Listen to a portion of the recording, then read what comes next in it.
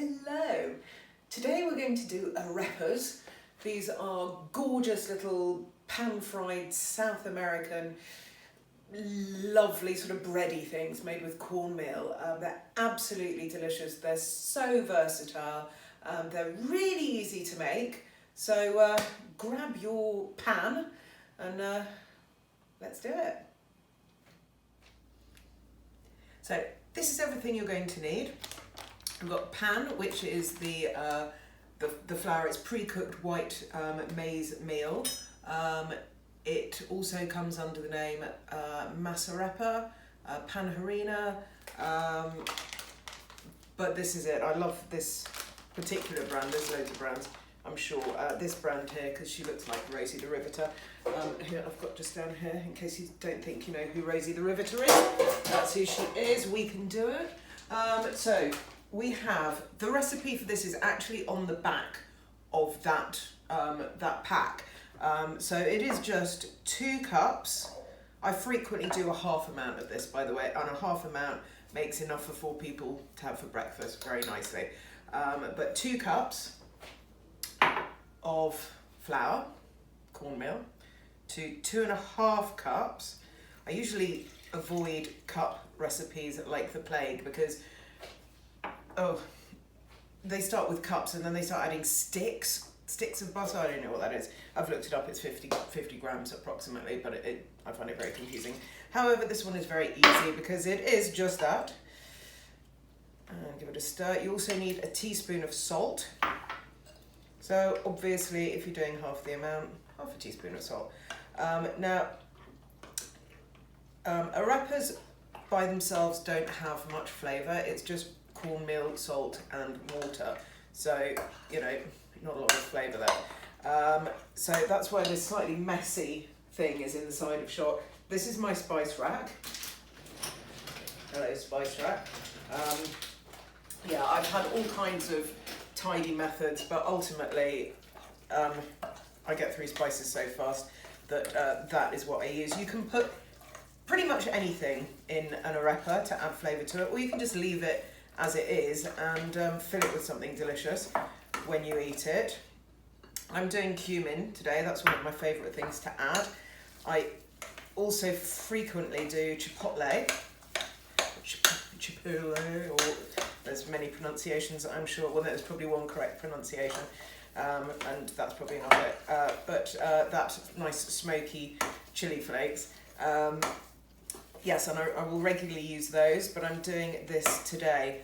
Now that's pretty much combined, but you just do want to give it a good stir just to make sure there isn't any crafty cornmeal sitting at the bottom. I'm doing twice the amount I usually do today because I read on my friend's page that he was making, or that he had made arepas for the freezer, and I was like, you can freeze those, can you? And I'm assuming you freeze them raw. I keep meaning to ask him. And then just whip them out and cook them whenever, which seems like a brilliant idea to me. So I'm making twice as many as I need so that we can have some of them tomorrow for breakfast from the fridge, because I'm going to see whether that works as well. I'll let you know.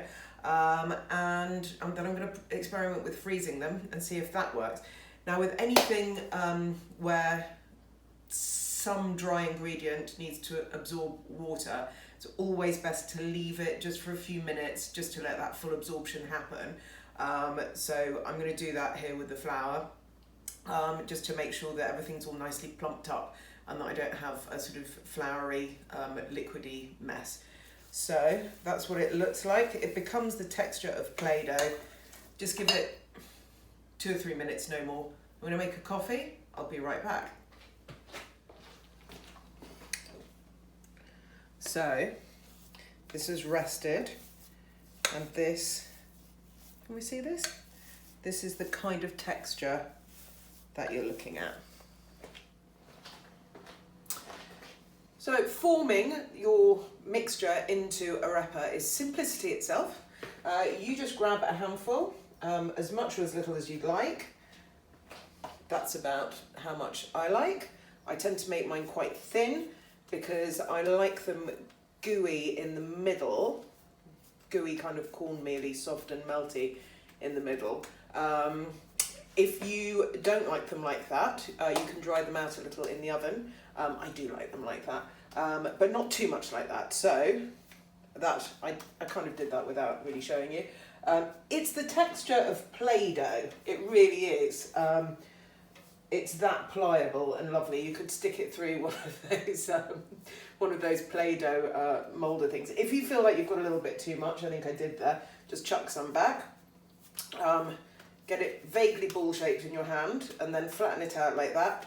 And then I like to just go around the edge and with my thumb, just flatten the edge in like that, just so that you don't have crumbly edges. And round we go, slap, slap, slap, slap, like that. Happy days. It's a very pleasing thing to do. I like to give it a little smack. I'll pop it down. I'll just show you one last time, just in case. Another handful. So you can see, I mean, we really don't need more than one of these each because they are quite sizable. But, you know, we usually do have more than one each. Then you can have a variety of fillings on them. Okay, so there we go. That's them made. Just going to wash my hands and I'll be right back.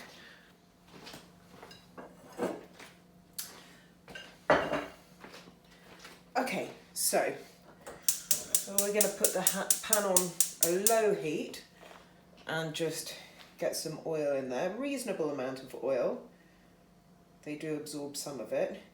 Now, don't bother zooming in on the label to see what I'm using here. This is it's rather an ultraviolet colour, isn't it? Not ultraviolet, radioactive. This is not salted caramel vodka liqueur, but it's sunflower oil or vegetable oil, I forget which we previously used to deep fry onion bhajis in. Now, I think it's a terrible waste to then throw that oil away, plus which, I'm never entirely sure how you're supposed to throw away large quantities of oil. I think you're supposed to call the dump and see if you can drop it off there. Anyway, shouldn't go down the loo, can't go in the bin, so we just use it when we're cooking curries or something that I want to add flavour to. So that appears to be the last of that. Anyway, so we need to get a little bit of heat in the pan. Always have a check. It's quite easy to tell when your oil's ready to use. When it first goes in, it's quite viscose, and as it heats up, it loses its viscosity, so it looks thinner. And when it's looking not much thicker than water, that's when you want to get stuck in and put whatever food you're putting in there. Excuse me. It's looking about right to me. So these, I was going to use the egg flip, but let's just use hands. In that goes like that. They're you can see how manageable they are. She says picking one up and tearing it mildly. They just go in really nicely. I'm going to do 3 now. A, because that fits nicely in the pan, but B, so then we can have 1.5 each. The children are out at work. Excellent, very Dickensian. So they won't be having any, so I'll save some of those for them for tomorrow. So they settle down in the pan, and just keep an eye on the temperature because this is about right. This is on kind of a medium gas. You may need to turn it up and turn it down. I'm going to get out of the way so I can fast forward this bit without going into helium mode. Okay, so about 5 minutes has elapsed. I'll just pop those there. Now these have been just sizzling away quite nicely on somewhere between low and medium heat. I think that's probably called a low to medium heat in the cooking business. So I'm just going to flip that. This pan is not hot. I wouldn't advise this normally, but the top of these isn't hot either. So over we flip. Now can you hear that? It's just got a hollowness to it. Flip this as well. But the reason I'm using my fingers, which looks kind of crazy, is I don't want to splash this oil. 2 reasons. 1, it burns when you splash yourself with hot oil. 2, however, I'm wearing my lovely new leggings. And this has got turmeric in, which really, really does stain and dye clothing. So that's a nice noise. Basically, this flour is, or this cornmeal is white. So normally these arepas would look pretty much white. They'd obviously be going a little bit golden because they're cooking, but it's the turmeric in the oil that is making these look bright yellow. So presuming that you don't have a load of oil around that you just use to make bhajis with, because most people, why would you? Yours won't look as bright yellow as this, which is fine. You can, again, depending on what you're doing with them, if you're putting a load of chipotle in there or something quite strong flavoured, I came across caraway seed earlier, and I haven't done them with caraway seed earlier, but I think that would be delicious. Pair the oil that you use with what you're using. If you're using a strong flavour in with your arepas, you really don't want to use a decent olive oil, by which I mean a very expensive olive oil. You can use quite a basic one, or sunflower oil or vegetable oil, if you're adding a lot of flavour into your arepas. If, however, you're just doing absolutely plain pure arepas and you're going to serve them with something quite light, like say a tomato salad, something like that, just topped with tomato salad. Oh, I've made myself hungry. Then use a decent olive oil, because you're really going to be able to taste the flavour of that olive oil in the arepas. It's going to be pretty much the only flavour that's in there, so it is definitely worth doing. And you don't cook them at such a high temperature that you're actually going to spoil the flavour of the olive oil. It's gonna stay there, and that flavour is going to just be dragged up into the arepas. So have a bit of a think when you're making yours. Decide whether you need really good oil. Rapeseed oil as well would do very nicely to cook them in, or just something very basic. I've got a whole stack of different flavoured rapeseed oils, which, come to think of it, I shall experiment with on some of these. So yeah, have a think about that. These have now had about the same length of time on this side. I'm just going to flip them over and show you. A little bit browner. I tend always to do side one, side two, and then back to side one, just to get that. Listen to that, beautiful. So that's just going to have another minute or two there. You can fill these with all sorts of things. You're going to split them. You can use them for anything you would use a bun for, basically. So burgers, also sliced cheese, ham, white cheese like twaròg, bit of harissa on there as well if you're an absolute flavour craver. You can just use it as a bread alongside a salad, really anything. Also, incidentally, make sweet arepas with a bit of unrefined sugar. The best, and most, not the best, but the most easily available unrefined sugar that you can get in most supermarkets, and all good supermarkets, is jaggery. You find it in the World Foods section, and you can just bash that down, and it's a not overly sweet sugar, and it's unrefined, so it's not all that bad for you. But that and a bit of cinnamon, very delicious. Then just have them with butter melted into them. Oh my gosh. So yeah, sky's the limit really. Let's just check. Yep, the other side of those is now looking absolutely as I want them to. So there we go. Gonna slice them and serve them.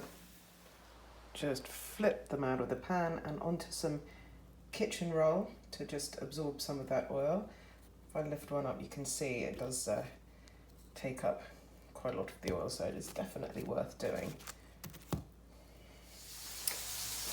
Cutting these things in half, no great skill involved, but I know sometimes it is just nice to see somebody do something and you go, oh yeah, of course that's how you do it, of course it is, but just to see it is nice. So sharpish knife through there, and that's what it looks like in the inside. Can you see that? It's quite gooey still. That's what I was talking about, that gooiness.